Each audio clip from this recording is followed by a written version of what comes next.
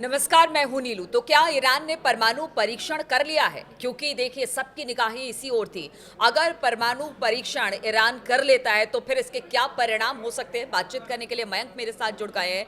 मयंक, एक बड़ी खबर आ रही है परमाणु परीक्षण को लेकर जो ईरान से जुड़ी हुई है, इसमें कितनी सच्चाई? देखिए नीलू, इंटरनेशनल मीडिया में इस वक्त सबसे ज़्यादा जिस खबर की चर्चा है वो ये सवाल है कि क्या ईरान ने न्यूक्लियर टेस्ट कर लिया है।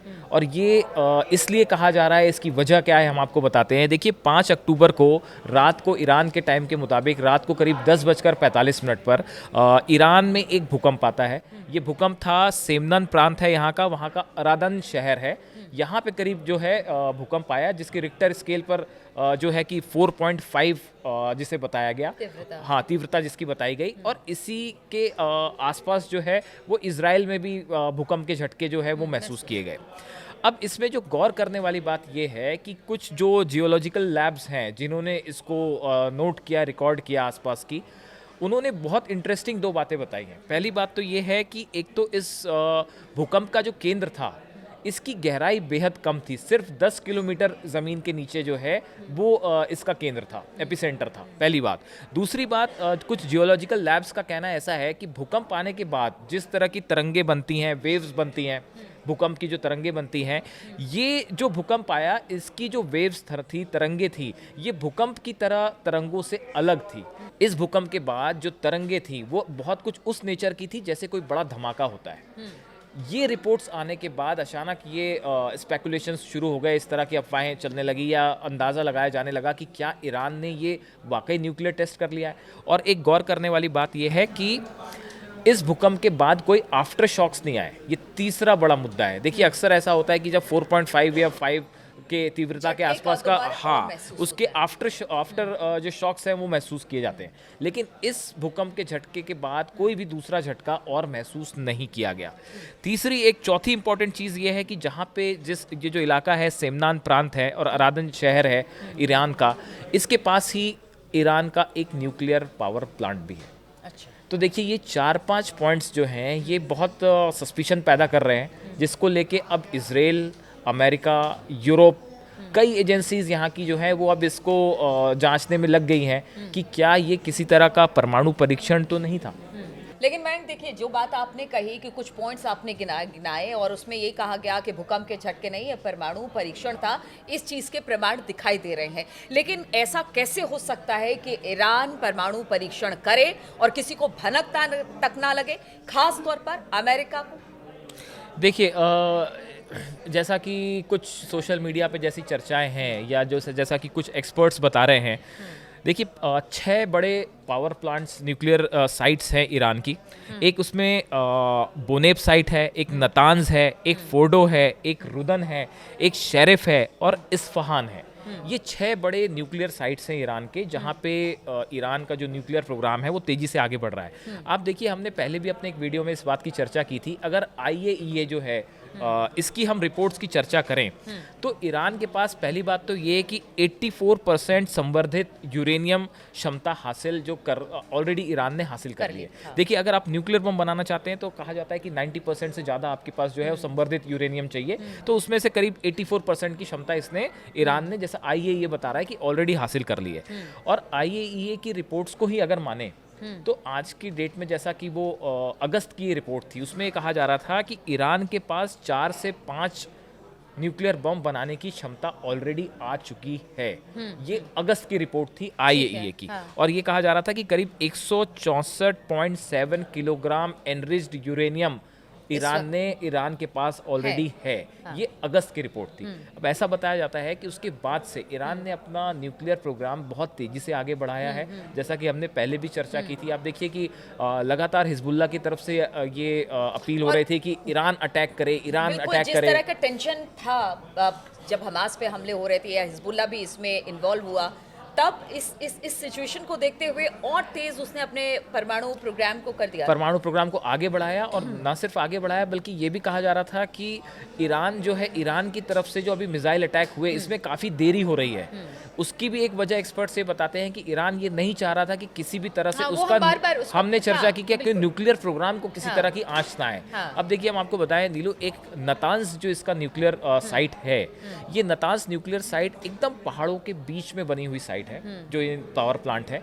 और यहाँ पे बताया जाता है कि ज़मीन से काफ़ी नीचे 200 करीब 200 250 फीट गहरी सुरंगें हैं जहाँ पे ये न्यूक्लियर प्रोग्राम चल रहा है। अच्छा। तो देखिए, अमेरिका के सैटेलाइट्स इसको ना पकड़ पाए, यहाँ पे अंदर किस तरह की गतिविधियाँ हो रही हैं, इसको छुपाने के लिए ही बड़ी गुपचुप तरीके से ये लगातार कार्यक्रम अच्छा चल रहा मयंक, था। ये बताइए, अगर ईरान परमाणु परीक्षण कर लेता है तो इसके क्या परिणाम हो सकते हैं? देखिए, ये अगर ईरान ने, मैं आपको एक डोनाल्ड ट्रंप के बयान का जिक्र करना चाहूँगा। डोनाल्ड ट्रंप ने हाल ही में एक बयान दिया था और उन्होंने बड़ा साफ कहा था कि इजराइल को, अमेरिका को ईरान की न्यूक्लियर साइट्स पे अटैक करना चाहिए।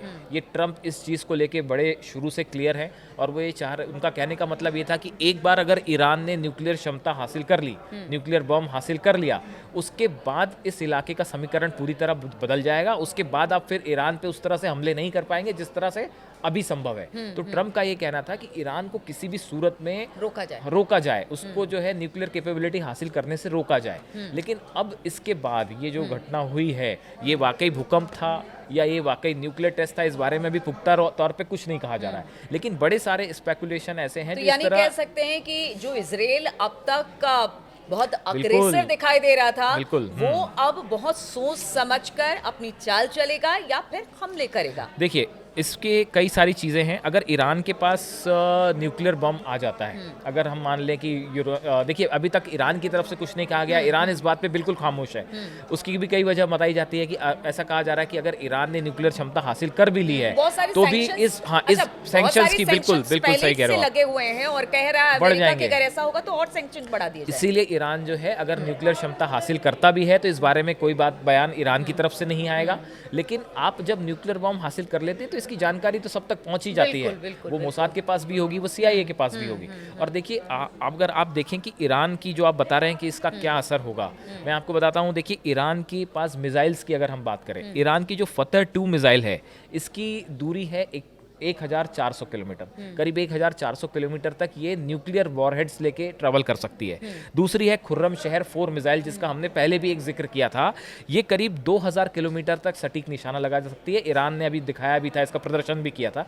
ये भी न्यूक्लियर वॉरहेड्स लेके जा सकती है। आप देखिए, करीब 2000 किलोमीटर का डिस्टेंस है ईरान और इसराइल का। जो फतह 1 मिसाइल्स अभी फायर की गई थी, जो लगा 180 मिसाइल्स, वो भी करीब 2000 किलोमीटर ट्रैवल करके आई थी। तो वैसी खुर्रम शहर मिसाइल जो है, ये न्यूक्लियर वॉरहेड्स को लेके जा सकती है। ऐसी ईरान की तीसरी मिसाइल है, तलैया कहते हैं जिसे, ये करीब 1500 किलोमीटर जो है न्यूक्लियर वॉरहेड्स लेके जा सकती है।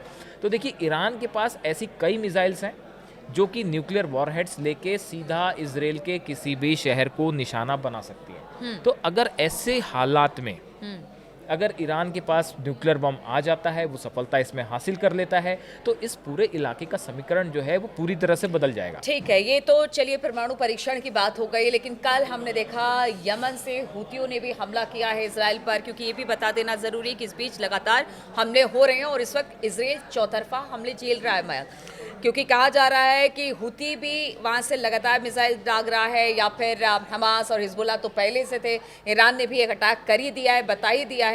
तो इजराइल के लिए ये जो वक्त है वो बहुत ही, मतलब कह सकते हैं, चुनौती भरा है। देखिए, बिल्कुल ठीक कहा आपने। हिजबुल्ला ऑपरेशन तो इजराइल का चल रहा है तेजी से लेबनान में, लेकिन उसके बाद भी जो है रॉकेट्स हिजबुल्ला की तरफ से भी फायर हो रहे हैं। हमने अभी पिछले वीडियो में बताया था कि करीब 17 रॉकेट्स गिरे हैं दक्षिणी उत्तरी इजराइल पे, जिसकी नुकसान की तस्वीरें भी सामने आई हैं। अब जैसे देखिए, हुती भी जो है वो लगातार निशाना बनाने की कोशिश कर रहा है इजराइल को, और कल रात को भी बताया जा रहा है कि 5 रॉकेट्स जो हैं हिजबुल्ला की तरफ से मिडिल मध्य इजराइल में फायर किए गए। तो देखिए, कुल मिला के आप देखिए, हमास वाला फ्रंट भी अभी ऑन है, हिजबुल्ला के साथ तो लड़ाई चल ही रही है, हुती के साथ भी चल रही है, और अब सबकी नज़रें इस बात पे है कि इजराइल का ईरान को लेकर क्या अगला कदम होगा। और ईरान जो है वो तेज़ी से इस बात के लिए तैयार है और तेज़ी से तैयारियां अपनी पूरी करने में जुटा हुआ है कि अगर इजराइल का हमला होता है तो फिर कैसे उसको उसका जवाब देना है। और इस बीच में एक बड़ी खबर है कि रूस के जो राष्ट्रपति हैं वो ईरान के राष्ट्रपति जो पेजेश्कियान है इनसे मुलाकात कर सकते हैं। अच्छा। तो ये देखिए, ये मुलाकात होती है अगर, इसमें इजराइल को लेके क्या चर्चा होती है। अभी हमने देखा था कि अमेरिका के जो रक्षा मंत्री हैं उन्होंने योव गैलेंट से मुलाकात हाँ, की, बिल्कुल। इजराइल के रक्षा मंत्री से मुलाकात की। तो देखिए एक बड़े स्तर पे ये अगेन फिर वही बात है, रूस वर्सेस अमेरिका जो है वो स्थिति बनी हुई है।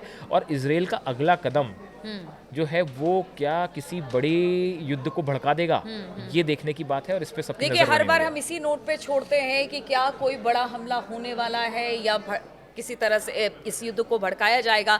लेकिन देखिए इस बीच जो दो बड़ी खबरें हमने आपको बताई कि पहला कि किस तरह से ईरान ने एक विस्फोट दर्ज किया गया, क्या वो परमाणु विस्फोट है, क्या ईरान ने परमाणु परीक्षण कर लिया, और दूसरी तरफ इजराइल पर लगातार चौतरफा हमले हो रहे हैं। अब ये हमले किस तरह से हैं और परमाणु परीक्षण को लेकर आगे आने वाले दिनों में किस तरह की बातें और हो सकती हैं, इस पर लगातार हमारी नजर बनी रहेगी। आप बने रहिए हमारे साथ।